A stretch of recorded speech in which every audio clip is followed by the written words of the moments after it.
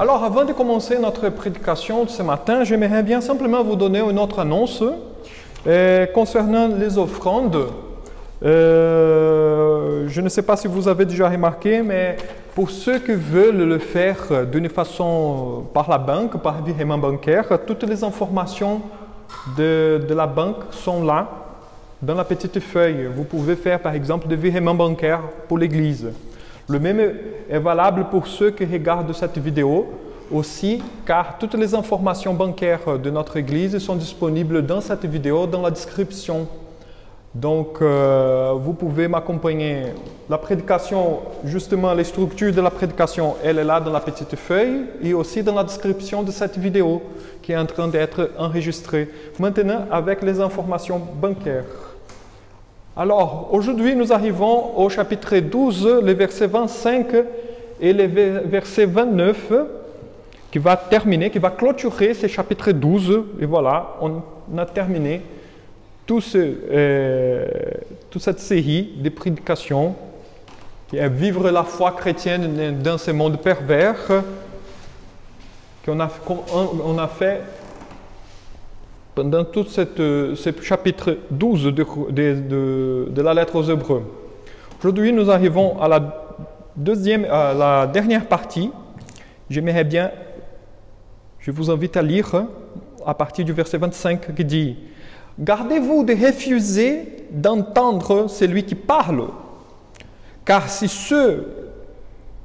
ceux-là n'ont pas échappé qui refusèrent d'entendre celui qui publiait des oracles sur la terre, quand bien moins échapperons-nous si nous nous détournons de celui qui parle du haut des cieux, lui dont la voix alors ébranla la terre et qui maintenant a fait cette promesse.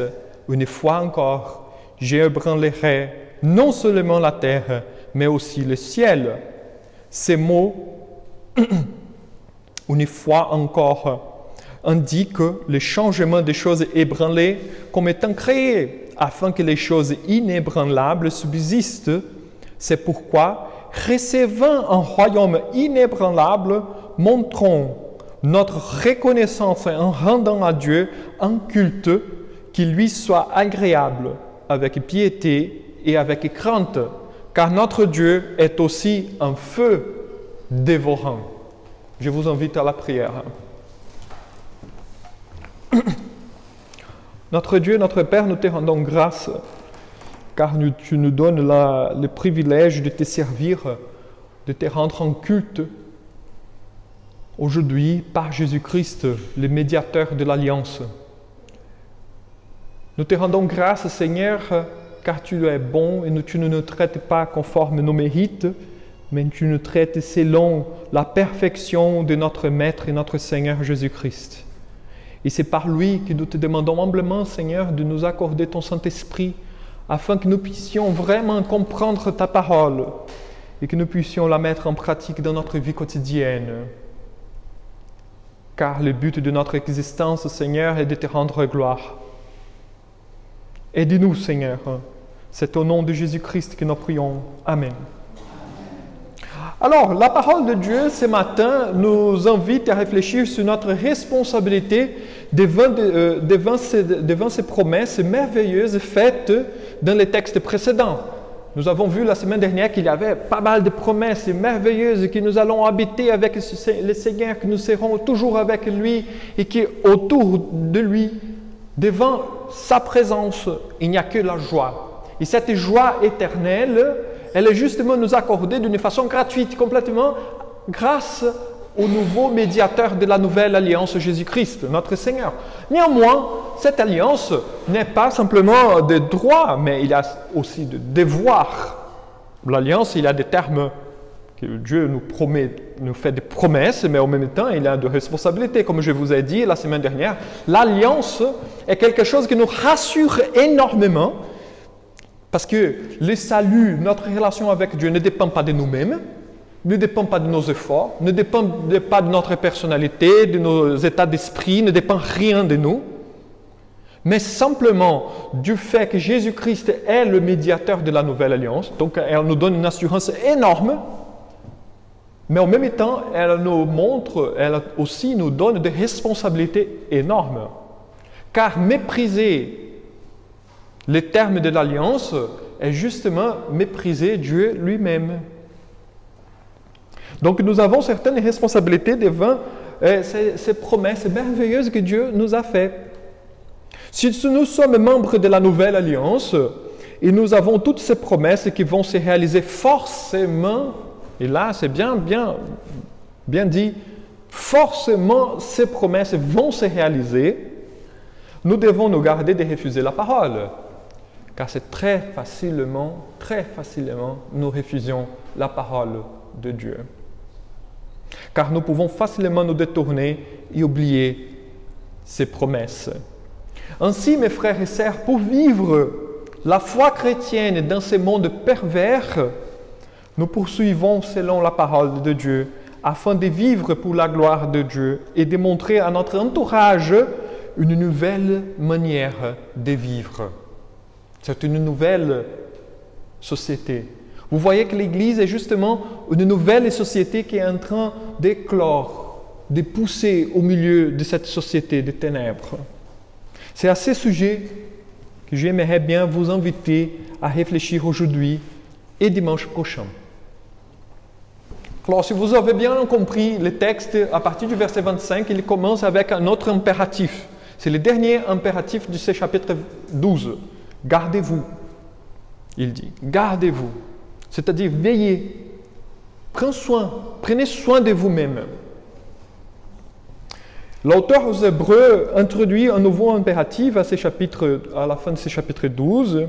Et son but est de prévenir ses lecteurs, et nous aujourd'hui, que dans l'ancienne alliance, Dieu n'a pas épargné ceux qui furent infidèles. Si Dieu n'a pas épargné ceux qui furent infidèles dans l'ancienne alliance, combien moins encore ceux qui sont infidèles dans la nouvelle alliance. Normalement, nous avons la tendance de dire mais le Dieu de l'ancienne alliance est un Dieu de haine, de colère. Et le Dieu de la nouvelle alliance, du Nouveau Testament, est un Dieu d'amour. Non, il n'y a pas de Dieu, il n'y a qu'un seul Dieu. Si Dieu il a été en colère dans l'ancienne alliance, il continue en colère dans la nouvelle alliance. Dieu était un Dieu d'amour dans l'ancienne alliance. C'est pourquoi il a choisi un peuple pour lui.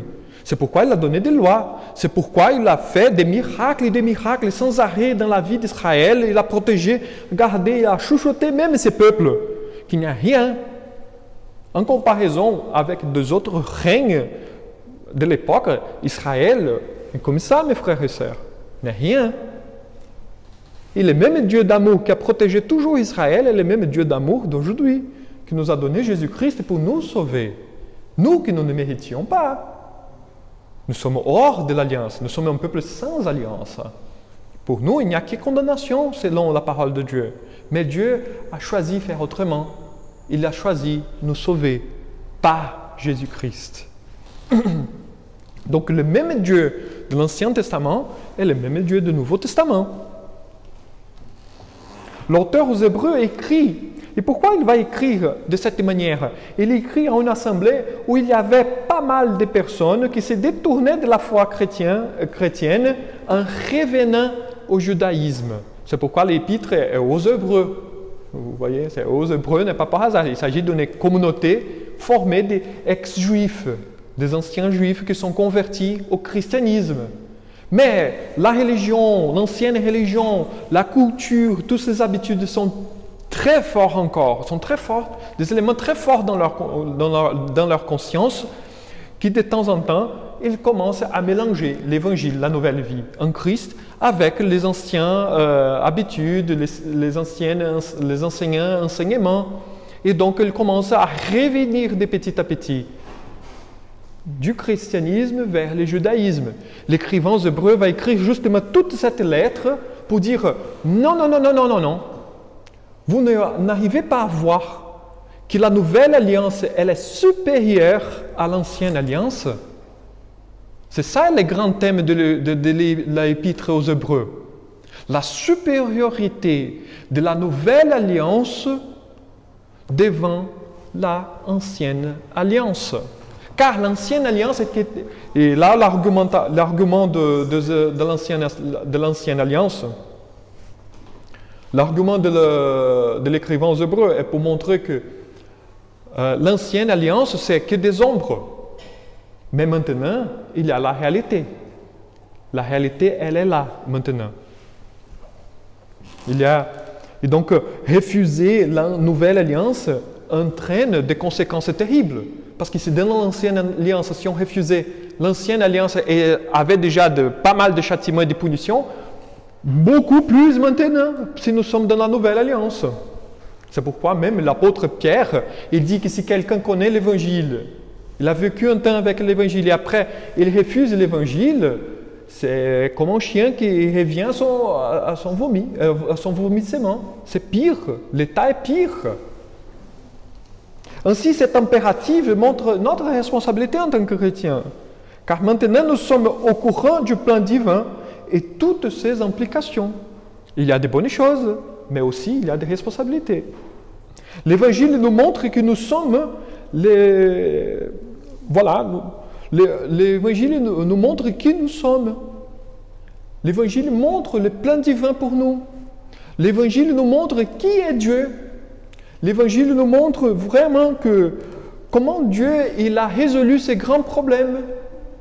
C'est-à-dire le gouffre entre Dieu et nous, parce qu'il est le créateur et nous sommes la créature, et les gouffres encore qui existent parce qu'il est saint et nous sommes pécheurs. L'Évangile nous révèle tous ces genres de choses. Pour vivre la vie chrétienne, toutes les choses sont déjà dans la Bible. Et donc, ainsi, si nous refusions cela, entraîne de terribles conséquences. À ce niveau, refuser de marcher selon la parole de Dieu est une catastrophe, je peux vous assurer. En outre, notre responsabilité est plus grande que celle des Israélites, comme dit le texte. Ils ont écouté les oracles sur la terre. Ils ont écouté des paroles de la terre, c'est-à-dire quand Moïse parlait, les prophètes parlaient, les sacrificateurs parlaient. Mais nous avons écouté l'Évangile par la bouche de Jésus-Christ, le Fils de Dieu, Dieu incarné. Ce n'est pas un maître, un prophète qui est venu nous parler. C'était le propre Dieu qui est venu nous parler. Celui qui parle, comme dit le texte, c'est lui qui parle du haut des cieux. Il est descendu du ciel pour nous parler. Donc vous voyez que notre responsabilité devant Dieu, elle est beaucoup plus large, beaucoup plus grande, beaucoup plus profonde. Et c'est un sujet, je vous avoue qu'aujourd'hui c'est assez compliqué de toucher, d'écouter dans les églises. Ce n'est pas par hasard que nos églises vraiment vont à dérive aussi. Parce que on aime bien les droits, mais les devoirs, on met à côté. Alors pourquoi l'écrivain aux Hébreux, qu'est-ce qui pousse l'écrivain aux Hébreux à écrire de telle manière à ses lecteurs et à nous aujourd'hui? Parce que l'auteur aux Hébreux, il veut nous prévenir de deux choses. Il a un souci pastoral. Depuis le début de ces chapitres, il a toujours un souci pastoral. Donc il veut prévenir deux choses qui peuvent arriver dans notre cœur. D'abord, c'est l'apathie, soit l'indulgence de soi. Nous pouvons devenir apathiques en perdant toute envie par rapport à la vie chrétienne.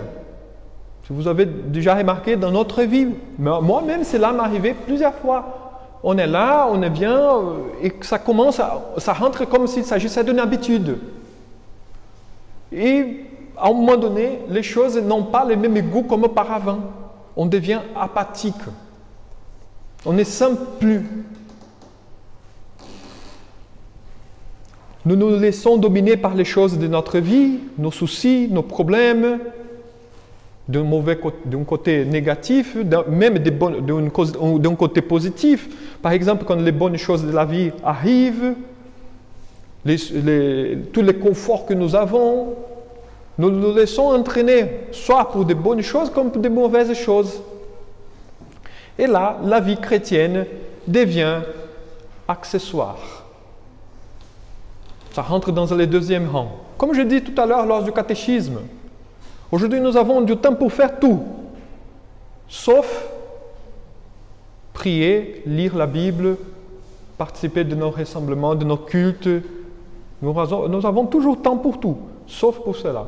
Cette semaine même, j'ai parlé à une dame et elle m'a dit « Ah André, tu veux qu'on vienne au culte, tu veux qu'on vienne au culte tous les dimanches ?» Je dis on est censé à faire.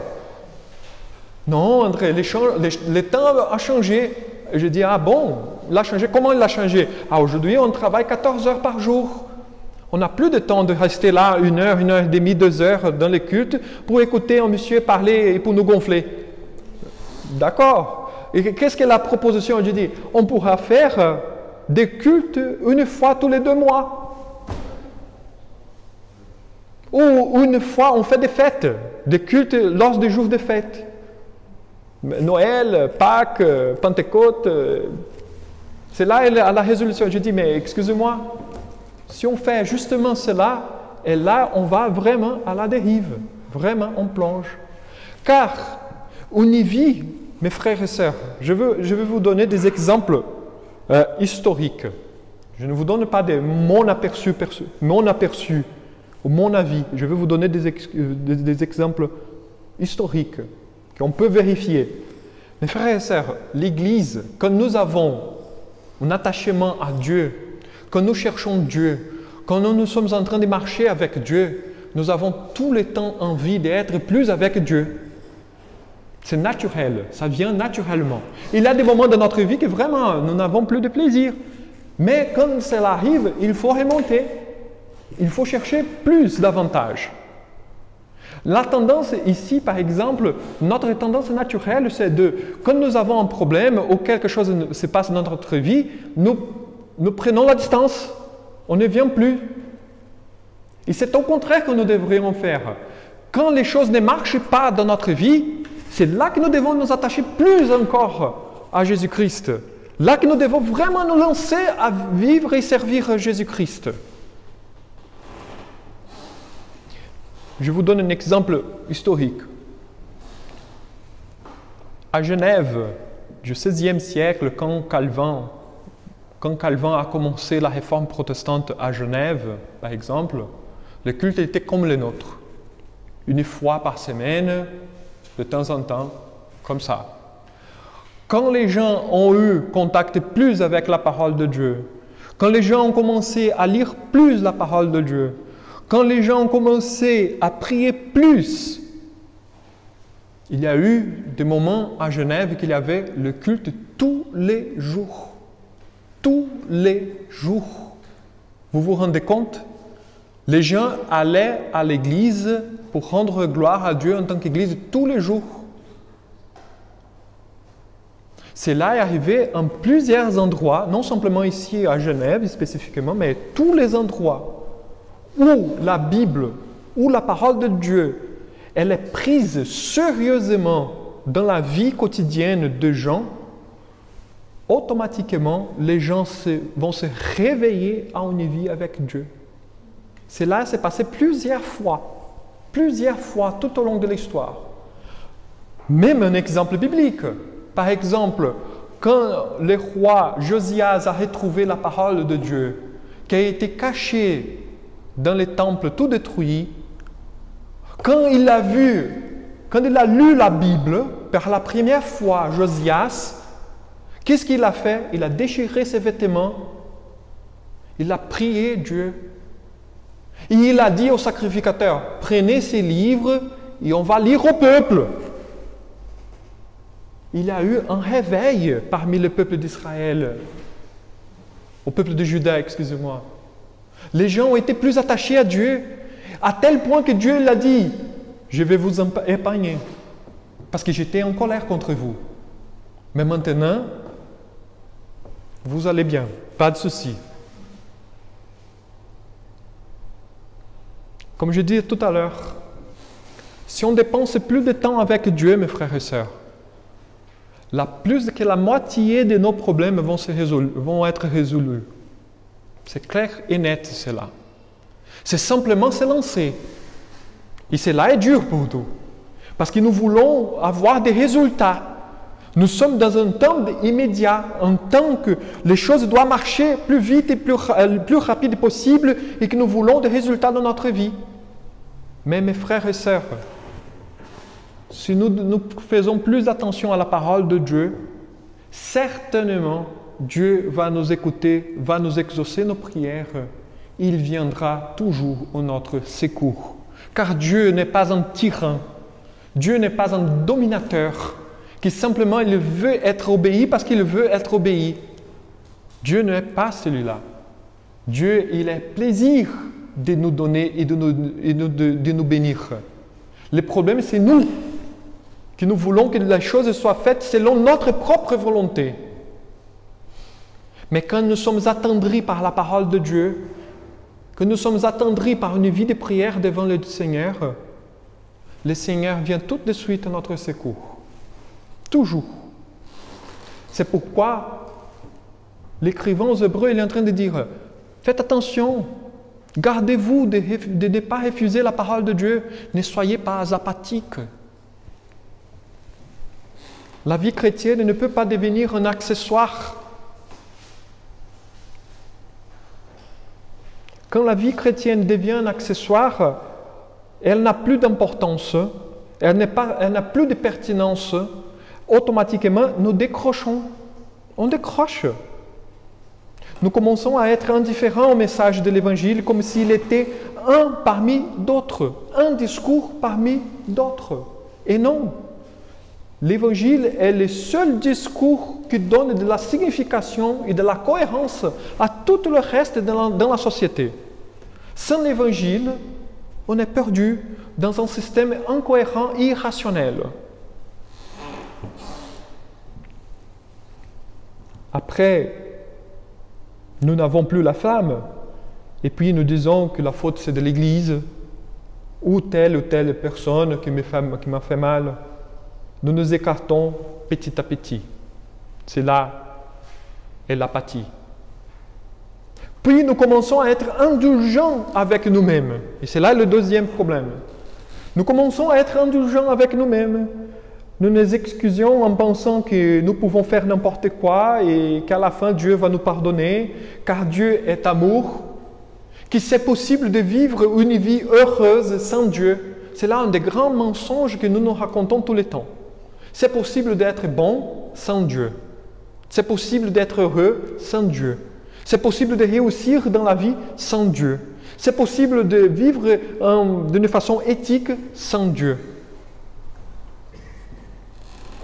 Nous ne prenons pas l'Église au sérieux et nous négligeons nos responsabilités, comme s'il serait possible d'être un bon chrétien sans appartenir au troupeau.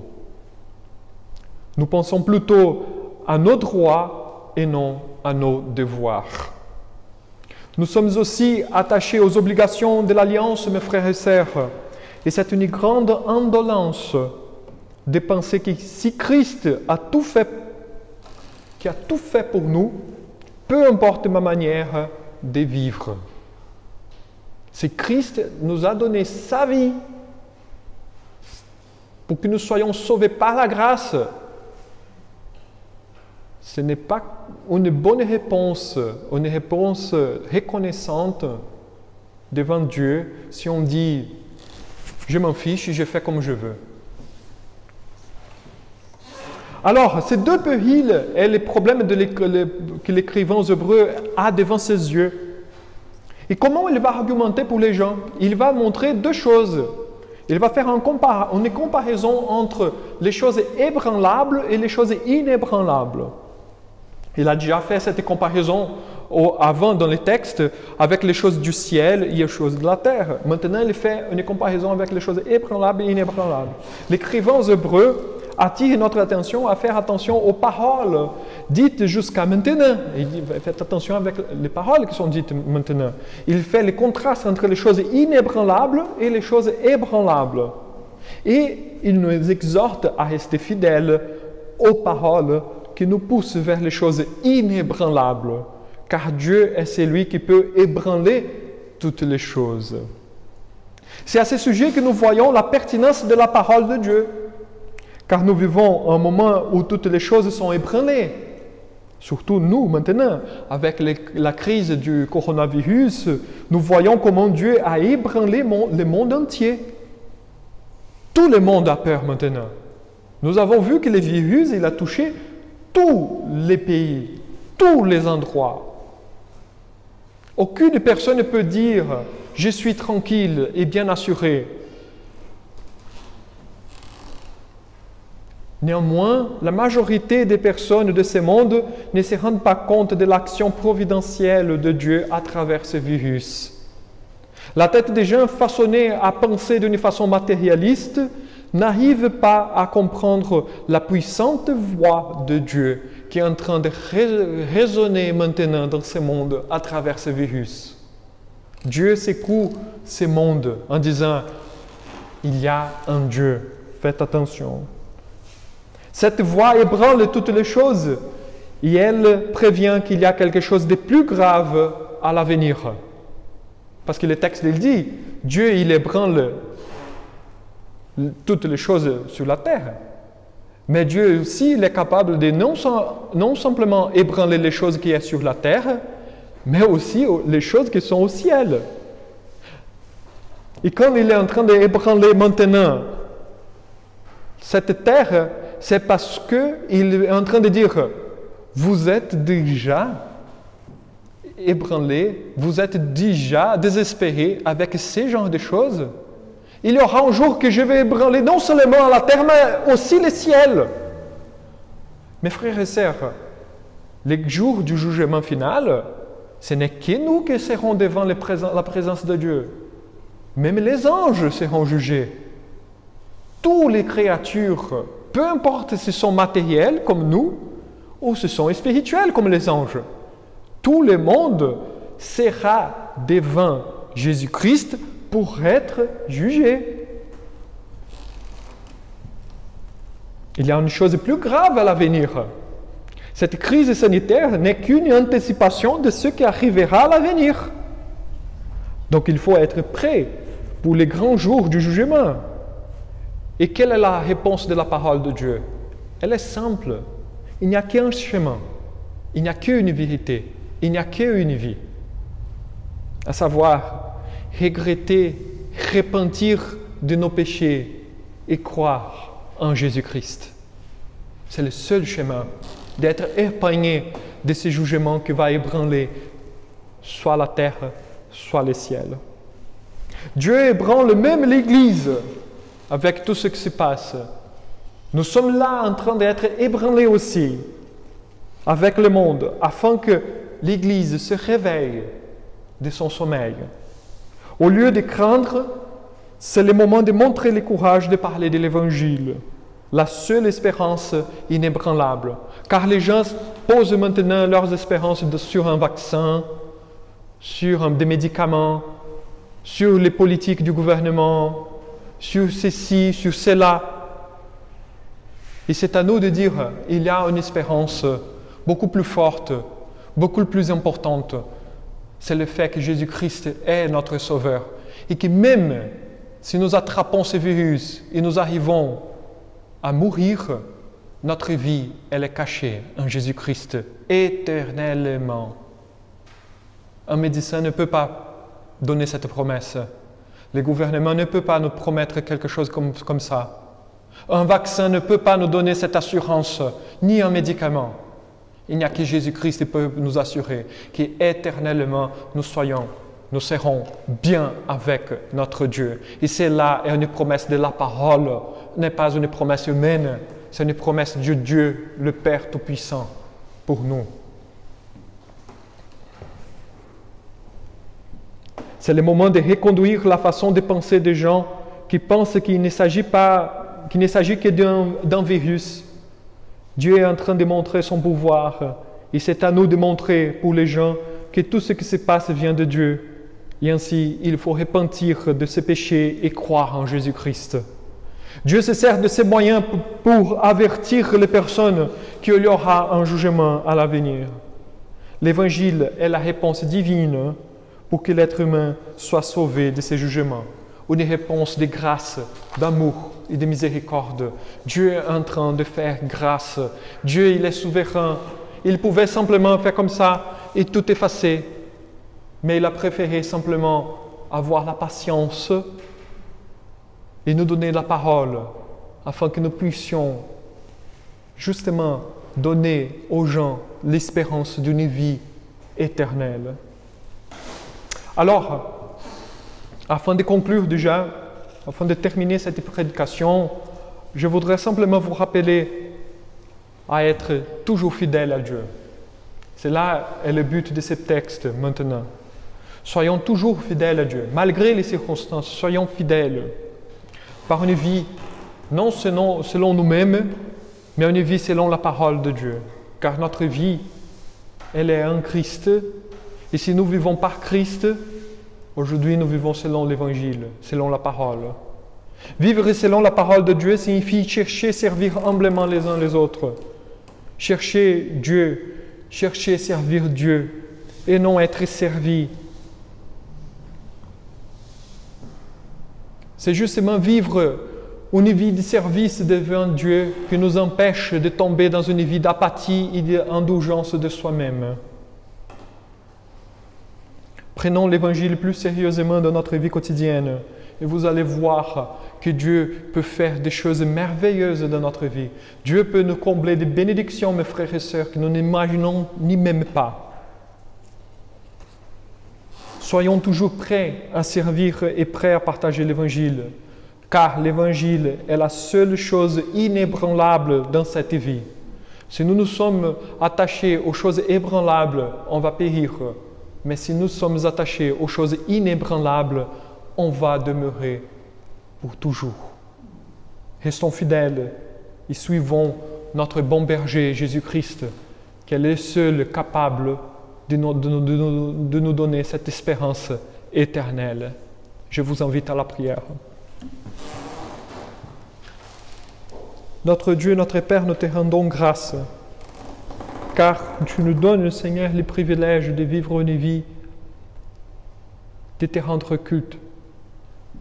Merci, Seigneur, pour ce privilège. Merci pour cette grâce, pour cette opportunité. Seigneur, nous prions, nous te cherchons et nous te demandons humblement que tu puisses créer dans notre cœur un cœur bien disposé. Un cœur, Seigneur, qui vraiment s'attache à toi avec toute sincérité et que nous vivons, Seigneur, une vie pour ta gloire. Car tu es notre Seigneur. Tu nous as rachetés du pouvoir du péché. Tu nous as donné une nouvelle vie. Lorsqu'on était faible, tu es venu, Seigneur, nous sauver. Seigneur, crée en nous, Seigneur, un cœur bien disposé. Crée en nous, Seigneur, un cœur droit pour te servir. Car tu es notre plaisir, tu es notre délice. Et notre cœur ne trouve pas sa paix et sa tranquillité, sinon en toi seul.